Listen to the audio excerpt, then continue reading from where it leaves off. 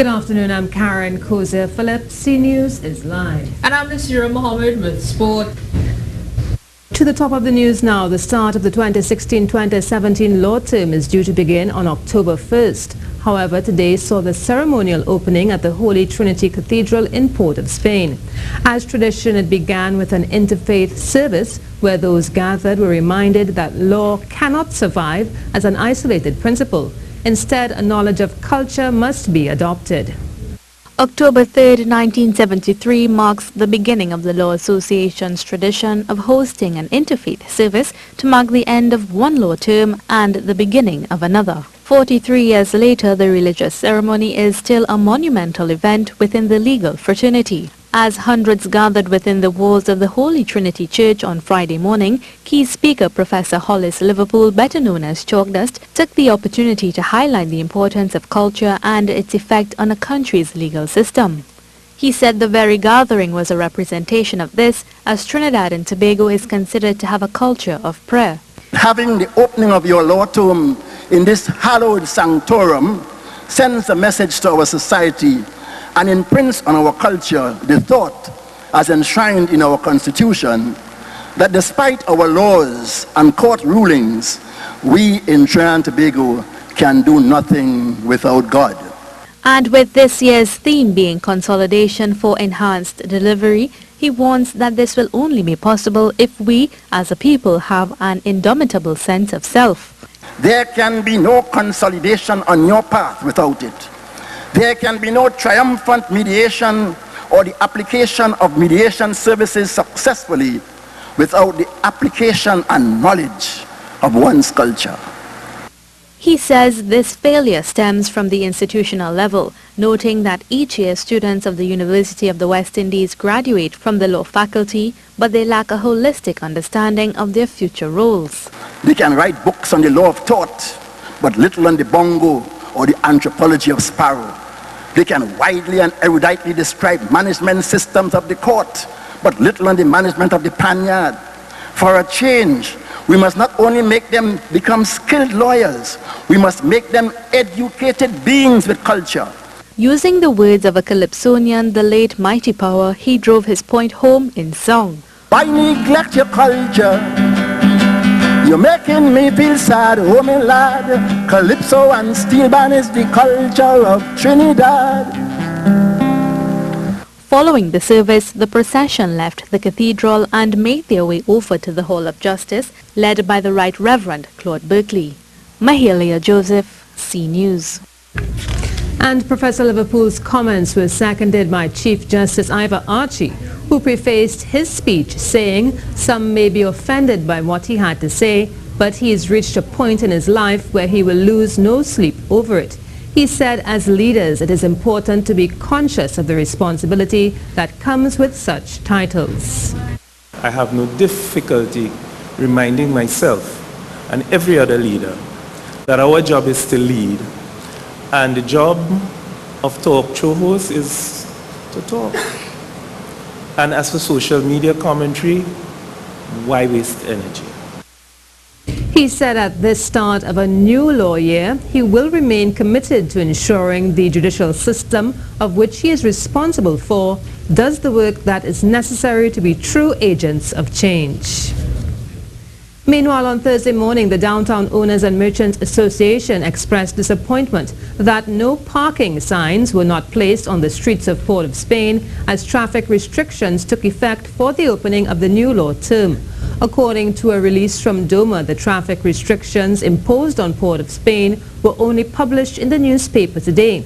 DOMA said no signs were placed on streets to warn the public, and multiple wreckers were out from 6:30 a.m. and many persons who did not read the paper had their vehicles towed away. The association said many drivers called and complained that they feel as if they were tricked. They are adamant that if there was a no parking sign, they would not have parked there. Police are investigating the discovery of two bodies found in Valencia. The bodies were found lying near a Wassa well along the Valencia stretch. The bodies bore gunshot wounds to the head and upper bodies. Both bodies were clad in three-quarter denim pants. One of the bodies was adorned with a white vest, while the other a grayish-blue shirt. The hands of both bodies were tied behind their backs. And the decomposing body of a Couva woman was discovered in a precipice in Grand Couva at around 4 p.m. on Thursday. Dead is Lisa Matgulam, 34, of Dow Village, California. Matgulam, a mother of a 13-year-old girl, was last seen by her mother on Sunday afternoon in the company of her ex-fiancé. She was reported missing to the Couva police station. Her body was taken to the Forensic Science Complex to determine the cause of death. You're watching the CNews Live report. Remember, you can keep up to date with all the latest news on our website at ctvtt.com, or you can check out our Facebook and Twitter pages at CNews Live. Police have identified a man shot and killed in Diego Martin on Thursday as 31-year-old Indiana Krim-Laborde of Gopal Avenue. He was reportedly shot dead at around 3:30 p.m., a short distance away from his home. Police say Laborde was a person of interest in several investigations. Now here's a look at the weather forecast. Conditions this afternoon will likely trigger a couple of lunchtime showers. These should ease, however, by sunset. The heat will definitely be a factor. Expect a high of 34 degrees Celsius in Trinidad, 32 degrees Celsius in Tobago. Expect clear and cool conditions later tonight. Heading offshore, look for easterly winds, gentle at 10 knots, and east-northeasterly swells of 9 seconds, with a slight chop 1.5 meters out in the Atlantic, closer to 1 meter through the Caribbean, and near calm conditions through the Gulf of Paria. High tide at 4 is followed by low tide at 10. That's the latest weather, and I'm meteorologist Dean Wallace. Hunters are in support of the $75 increase to get a hunting license.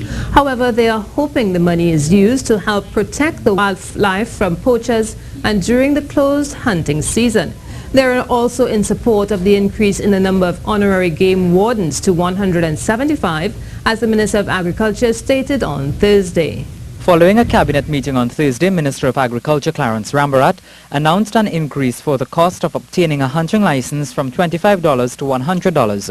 This decision is welcomed by the Southeastern Hunters Association, despite saying any increase will hurt the industry. But if the money that is going to be derived from the increase is used in the forest to do protection against poachers and to increase game warden sizes and things like that, that is going to ensure that we have no hunting in the close season, and we have a stricter sort of enforcement in terms of wildlife control. He agreed that there needs to be an increase in the number of game wardens, but wants to know how and where the ministry will find 175 honorary game wardens as proposed. Are they going to be officers who are going to be given additional stipend to monitor the forest? People who are like clerks and people who are working and people who are afraid of the forest? Or where are they going to be selected? Who are they going to be selected from? Are they going to be selected from people who know the forest already and people who know the areas that they actually know where hunting is, where the hunting in the close season is taking place? And environmental group Papua Conservation is also in support of the changes. However, it said the increase in cost of licenses is still too low and government should take a bill to Parliament to have it raised as soon as possible. I applaud raising it to 100, but it should be 1,000. The money shouldn't go into central fund. It should go into funding the poorly funded wildlife department and poorly staffed wildlife departments. They need more full-time wardens, and I applaud increasing the honorary game warden program. We also need full-time wardens, and we need to have the honorary game warden very well managed. Mr. Broadbridge said if it is up to him, the sale of wild meat would be banned and hunting be made illegal, since such an activity cannot be sustained. 5 Trini Muslims who remain in prison in Caracas, Venezuela must continue to languish there after a Venezuelan judge told them on Wednesday that their case is adjourned to September 23rd. Umar Abdullah, advocate for the men, says that the rights of Trinidadians are not being respected. Our government, I don't know what's their mindset, but they are allowing a foreign country to take advantage of our citizens in a foreign land. They are allowing injustice to take place. Basically, what has happened to our nationals there, they have been kidnapped, they have been robbed of their money, and their human rights have been violated at every level. Mr. Abdullah says that all matters in the courts that are terrorism and espionage have been dismissed and they were waiting to be repatriated as had been agreed when President Nicolas Maduro visited Trinidad and Tobago. Ms. Abdullah claims Venezuelans are not following their own laws, and it appears that the judges there are not independent. Now, every 15 days in Venezuela, by law, you are entitled to go before a judge if you are charged for any matter. These matters concerning our nationals were deferred to more than 15 days, 21 days. Here again, we are seeing where the rights of our brothers, our nationals, have been trampled upon. The West Indian cricketers have arrived in Dubai ahead of their series with Pakistan. The teams will engage in 3 T20 internationals, followed by 3 one-dayers, and will end with 3 test matches, one of which will be a historic day-night affair with the pink ball. Captain Carlos Brathwaite is excited about the tour and the chance it presents to the 2-time World T20 champions. It would be a fantastic boost for the Caribbean people for us to come to Dubai, which has been Pakistan's home for the last few years, come into their backyard and get a series victory against them as well. It will say a lot about us as a team, going overseas and contesting a 3-game series and coming out on top, and that's the eventual goal. The sacking of coach Phil Simmons on the day of the team's departure isn't helping morale, but Brathwaite says the players are committed to doing well and was looking forward to seeing how the youngsters Rovman Powell and Nicholas Pruan get on after making a big impression back home. Better tournaments, T20 franchise tournaments in the world, for these two players to take to like a fish in water and perform the way they did over the past CPL season says a lot. The selectors were very big on ensuring that some young players are blooded and rub shoulders with some of the best T20 players in the world, so we can continue a legacy of being dominant in this format. And those were two of the guys who fit the bill at this point in time. My thing to them would to be go there, express themselves, continue to be exciting, and eventually win games for the West Indies.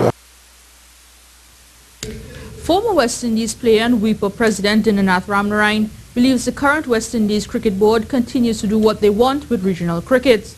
Speaking on CTV's morning program, Ramnarine said the players feel the board are even bigger opponents than what they face on the playing field. And try to do something to almost prevent the team from, from doing well. In fact, some of the players joke that the biggest opponent that they have ever had to deal with is not so much Australia and Pakistan and India and England and so on. It has been the West Indies Cricket Board, and I suppose in a sense this has been going on for some time now. C News, powered by a team of journalists and producers across the Republic and the region, on television, radio and online. C News, your country, our job.